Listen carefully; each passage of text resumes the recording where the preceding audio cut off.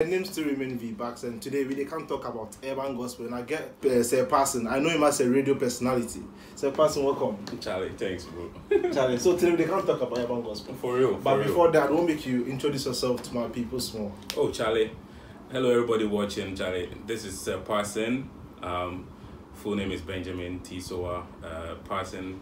I go from my granddad, so it's all good, it's all good. Yeah, I've been in urban gospel for quite some time, kicked it off with Justin G. Smoke, that is. We've been doing this for quite some time now, and yeah. Okay, Sir Parson, in your own words, what be urban gospel?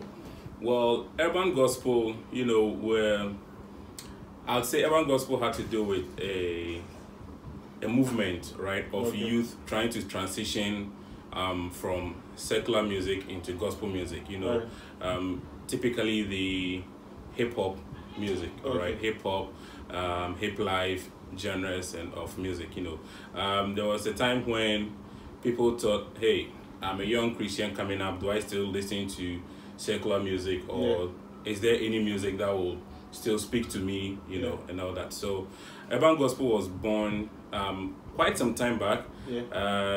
We've known Reverend Azikiza to be one of the pioneers of urban gospel because of the style and dynamics that they put into their music back then. And then there was also Jael Rafi, she also did this music with rap in it, and kind of like set a stage or a platform for a lot of young guys to also explore it. So that more or less gave birth to the urban gospel movement in Ghana. So what would you say is the focus for urban gospel? What's the focus? Like, what do you guys want to achieve? Well, like I said from the onset, people want to still listen to good music and still be edified with the word. So when we started, or when the urban gospel was started, before I even joined in, that is, the main focus here is to preach the gospel, but still in a way that someone can relate to, especially for the young people, because for me, when I transitioned from, say, the secular, listening to secular music to listening to urban gospel, I didn't know there was something called urban gospel. Okay, so how did you get to know about it? Yeah, so a friend of mine called Stanley, right? Stanley Atiasi, right? So he called me over one time and he said, oh, he's got this cool music, he thinks I'll like it. So I went in, I listened to it, and it was, all these old guys like Cross Movements, T-Bone, those old gospel rap guys. So I was like, wow, this is such a new way, to still preach the gospel through music, and the fact that I can still listen to rap music and be okay with it, the fact that you're not hearing the curse words, you're not hearing the all the crazy things they put in rap music, and all that kind of stuff. So that's how I got introduced to. So if I may ask, what song qualifies to be urban? Because I have the likes of Perez Music, who is, I don't know whether he's now an urban gospel artist or not, but people still classify him as an urban gospel artist. Right. What songs classify as urban gospel, like an urban gospel song? Well, when we talk about the urban, right, we're talking about, say, the city vibe thing going on, right? So we didn't want to just pin ourselves to one place where we're going to say hip hop. Okay, so we said urban gospel, where we have, within it, we have hip hop, we've got the dance, we've got trance, we've got the dubsteps, all those forms of music genres coming under the urban gospel umbrella, because the urban gospel umbrella is like one big umbrella where you have different genres of music underneath it. It is the style and then the message that you're preaching through it, that we term as the urban gospel. So we don't have just one genre of song saying that, okay, this is urban gospel. Exactly. It's made up of different genres of music coming together to form that big umbrella. Okay, good. How many years now have you been with urban gospel? Wow. For how long? I'd say almost No, it's actually a decade now, like exactly 10 years now. Wow. Since I've been here, because I got introduced to Justin's program one time when I was listening to XFM. I was just going through, you know, the radio stations. Then I heard one of the songs that Stanley made me listen to on radio. So I was like, whoa, they're playing this song on radio, you know. So it got me hooked. So I stayed there. I listened to the program, and after everything, he gave his email. And then he says, if you want the urban gospel tracks, give your email. He sends you. So what he was doing is, when you subscribe, he sends you 5 tracks. Okay. You know, every Sunday he sends you 5 of the top played tracks on his show. So I was like, wow, this is cool. So yeah, so I've been in there for say 10 years. That's quite a number. So for 10 years, do you think urban gospel is there? And do you think, what are some of the things to be done for us to be mainstream? If you say mainstream, what do you mean by mainstream? As in a part where like songs from like, which is urban, like the urban gospel kind of songs, will be played on almost every TV stations, radio stations, that kind of thing. Okay. Like it will be a number one something on the lips of everyone. Okay. Well, so if you're talking mainstream from that angle, then yeah, I would say that urban gospel is still alive, you know, and it's still ongoing, you know. Usually people like to call it a new movement, but this thing has been around for quite some time, like I mentioned, you know. So it's not a new movement like that. It's just that the exposure wasn't massive back then as it is now, you know. And to make it even mainstream, I'd say that it all boils down to the promotion. I've seen a lot of people now promoting their act, you know, which is very important. And the likes of who? The likes of preachers, you know. They put in a lot of effort when it comes to promoting their music, which is very good. Funny enough, I got to know preachers at one of Reverend Ajina Sari's program. Yeah, I think it was Youth Explosion. Yeah, I think it was Youth Explosion. And I got to know preachers. I bought their first CD. They actually surprised that I still have that CD till date, you know. So it's quite interesting, yeah. So promotion is a big part of it, you know. And like, if we're going to learn from, should I say, the secular world, all right, you do the music, you share it with friends, you share it with people, you know. You're like, Charlie, listen to my song, what do you think about it? And then, you can share it, you know, then it keeps spreading. So you think urban gospel artists are not doing that kind of thing? Well, not the majority, you know. There are a few who are looking at overnight success, you know, but it entails a lot of hard work, you know. It goes as deep as, Charlie, I get this freestyle, Charlie, listen and see what's up. So, you know, like, you just keep passing these things around, you know, which actually helped, if I should reference again, you know, the secular bit, the hip life, and then the how do you call it, Kasahari movement and all that. You know, they kept sharing among them their friends, right? So it helped a lot to push them out there. So by the time the song gets onto radio, people already know it. You know, so that helps a lot. So we have to make good use of our friends. Exactly. And the social media. Exactly. Social media, your friends, people who are closest to you. You know, the moment there are a lot of people who, the moment they release, they are hoping it to be playing on radio. You know, yes, it may play on radio, but if nobody knows you, nobody actually takes that attention to it. You know, so, but if you have people helping you promote it and all that kind of stuff, like whenever I get these urban gospel posters and whatnot, I just put it on my status, and then, you know, it gets people engaged with it. So yeah. So apart from the urban gospel pioneers like the preachers, the King's Kid, which of the new guys do you know? Well, I know of Scott Evans. I've heard of Scott Evans. You know, he's a cool guy. I would say I like this guy a lot. Vbuqs 360. Yeah. I don't know, maybe because I'm a guy, so I kind of like vibe and flow, you know, with his genre or style of music a lot. You know, I like the fact that he makes it very youthful, you know, so, and I like the fact that whenever they put songs out, they put some kind of a dance challenge to it. That also helps create some kind of a wave, you know, which I've seen that it's helping a lot. So another person who does that also, and I like his content, is Joe Wooda.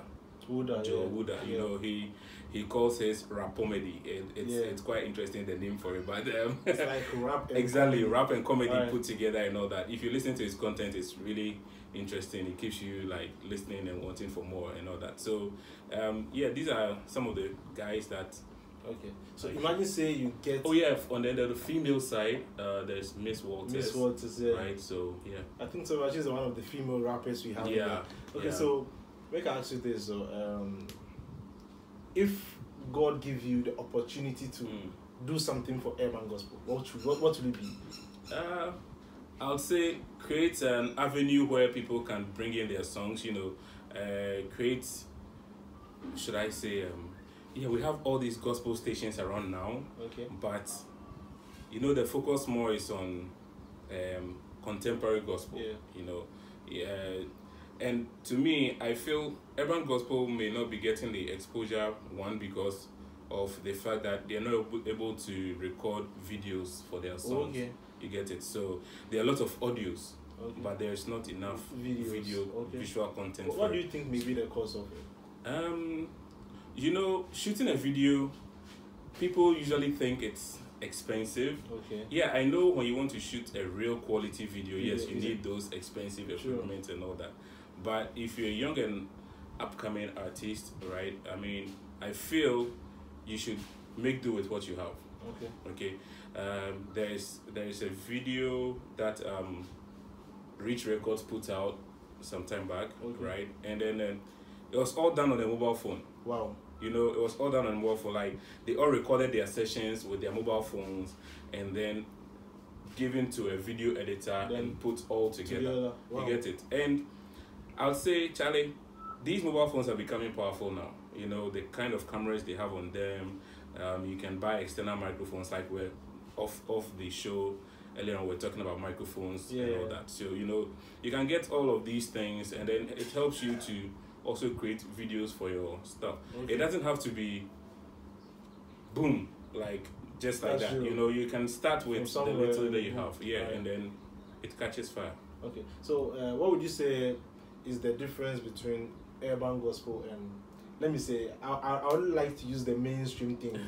Talk about mainstream songs, as in gospel songs, and urban gospel. What's the difference? Talking about the King's Kid versus the Joe Metal, how different is it? Okay, so you're talking, say, urban gospel and contemporary gospel. Okay, so with contemporary, it's, you know, it all boils down to the target audience. Okay. You know, with contemporary gospel, we know the kind of audience they target. Okay. Right, and then we know for urban gospel also, we know the kind of audience they target. Okay. We know urban gospel. What's the audience for urban gospel? Urban gospel is more youthful, you know, vibrant. You know, so you've got the hip hop beats, you've got the dubsteps, you've got trance and all that. You know, and it's more youthful. Okay. Whereas with the contemporary gospel, you've got more of the older folks who want something cool, you know, to get them into a particular mood or something, you know. But if you watch the likes of, say, Perez, right, he's done the urban gospel, and currently I would say he's more into the contemporary gospel, you know, because he's trying to reach he's trying to reach both audiences. And then also, if you look at the likes of Jay Shady, you know, so I'd say Jay Shady may be his urban gospel stage name, and then Minister Kofi Ochi will be his contemporary gospel. Do you get it? So so there's that. It depends on the target audience. So urban gospel is more youthful, more vibrant, and all that, whereas the contemporary is more of which part of a Christian life do you think urban gospel is necessary? The reason why I ask this thing is because a lot of people, they tell me, say they don't feel relate to urban gospel songs when it comes to worship. So then they say urban gospel songs be only for parties, for weddings and those kind of stuff. Well, if you put it that way, I'd say urban gospel actually can be in any part of a Christian's life. You know, like I said from the onset, the term urban gospel more or less was like generated here in Ghana, right? You know, so we put that tagline, urban gospel. That doesn't mean it's always hot. You know, we've got songs from preachers like Number Our Days, or Our Days, I think that's the title, Our Days, you know, where it's slow, you know, cool song, right? And then anytime I play that song till date, I mean, it still moves me into a worship mood. You get it? And it makes me reverence the fact that for all these years that I have been alive, I mean, Charlie, it's not by might, you know, it's God who's done it, you know. So, and then if I play songs like, say, Perez music, Malama Joyi, you know, all those songs. It's like you have a thing for this Ghana artist. Bella, Perez music. What's up with this guy? Well, no, the thing is probably yes because I'm a Ghana, but the thing is people relate more with artists or stuff when that comes to like mother tongue. Okay. You know, so if someone like for instance, let me put this quick in here. You know, one time I was going to buy something in town at Circle, right? Yeah. I was talking with a Nigerian friend and we walked to a Nigerian shop. So I wanted to buy a phone case or something. So I went, I was like, oh, Chief, how much is this phone case? Then he says, oh, 30 cedis. Then my friend who was working with me, who is Nigerian, just started speaking the Nigerian dialect with the guy. It was like, so after everything, the guy sold it to us for 15 cedis. I was like, what just happened? So when we were working away, then he said, okay, so for those type of Nigerians, they like it when other people are able to talk to them in their own dialect. So it makes it a good thing for business. You know, so if you know, that was when I picked it up. I was like, wow. So language and mother tongue actually helps a lot in all aspects. You know, if you go to say a white person, right, and you're able to speak fluently in English, they see you and they're like, oh wow, this guy is, feel like articulate, you know, exactly, you know. So language gives everybody a sense of belonging. You know, it gives you a sense of belonging. So yeah, there may be times where we may be biased and say, okay, I'm a Fanti, so I only like Fanti music, you know, or I'm a guy, so I only like Ga music, or I'm an Ever, so I only listen to Ever music. You know, so Parson, tell us, what's the one thing that's making urban gospel unpopular? What do you think is the one main thing that's causing it?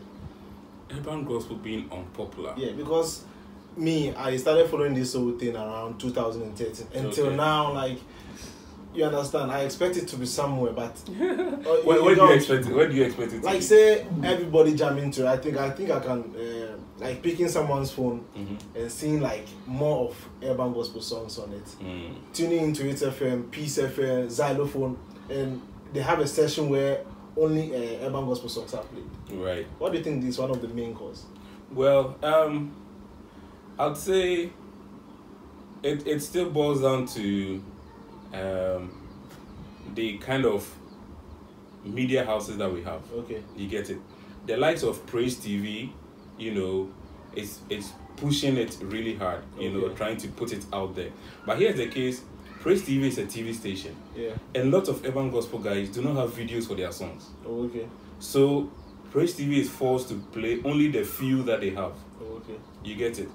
So if a lot of people enjoy Praise TV, and someone wants to play your song there, but you don't have a video for it, that means it becomes limited. You know, already now, Charlie, there are a lot of media houses who have restrictions on the fact that they don't play gospel music. You know, so if you're getting a few media houses coming up to say, oh, hey, we're giving you the opportunity to play your music, but here's the thing, you need to give us videos, and you also do not have videos. I mean, then so the whole fault from the artist. I would say the artist, yes, and then also friends of the artist, and then people who enjoy the music. They don't help push or like pushing it. Some may enjoy the track and just keep it to themselves. You know, and then some also. this so Charlie, so passing the talk say if they lost somebody in music, push them, make David just, you understand. There's another twist to this thing. You know, some long time back, right?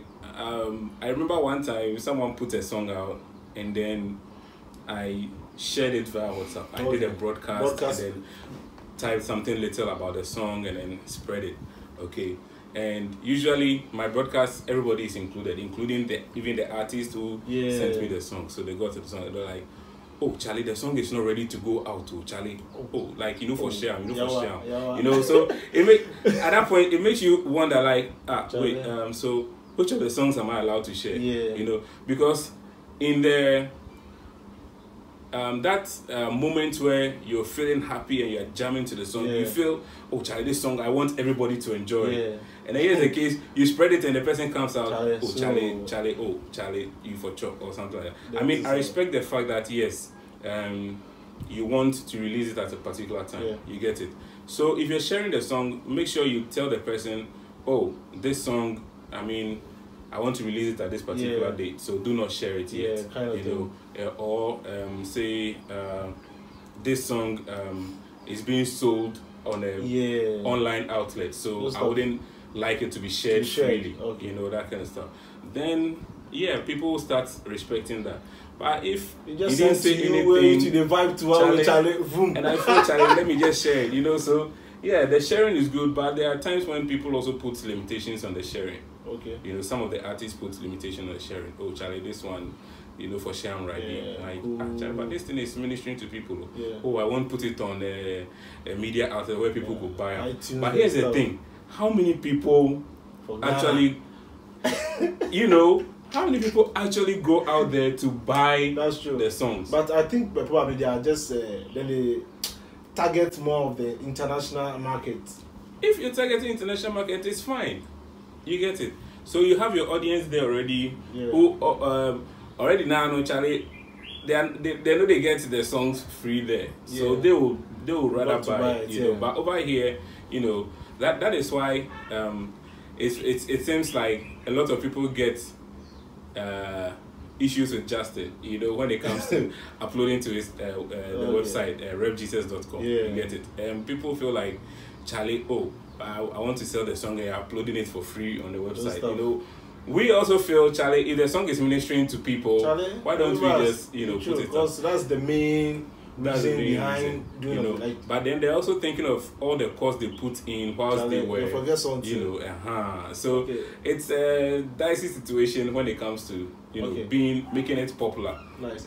Parson, where we go figure, what be the avenue where we go figure get airborne gospel songs? Well, I think you mentioned Vbuqs.com. Well, yes, there's Vbuqs.com. Which other avenues I know of Christmail. I know of Christmail.com. I know what's his name? One of these gospel artist guys got openingboard.com. A blog. Airborne gospel blog. Airborne gospel blog. Yeah, okay. And then which other one? When it comes to the Nigerian ones, there are a lot of them also out there. Forgotten. I don't know. All of a sudden, the websites are just escaping, but I know. Christmail, Vbuqs, CNET Media. That is Ozzy Morendes. He's got a Hooping board. Hooping board. Okay, so Parson, before you go I do a lot of research. Like I go about on the street asking people like whether they know airborne gospel. They be like, nah, but when I ask about the people outside the country who does airborne gospel, like they look creepy, like they know it. So what do you think is the cause of it? Well, I think the term airborne gospel is what people are not familiar with.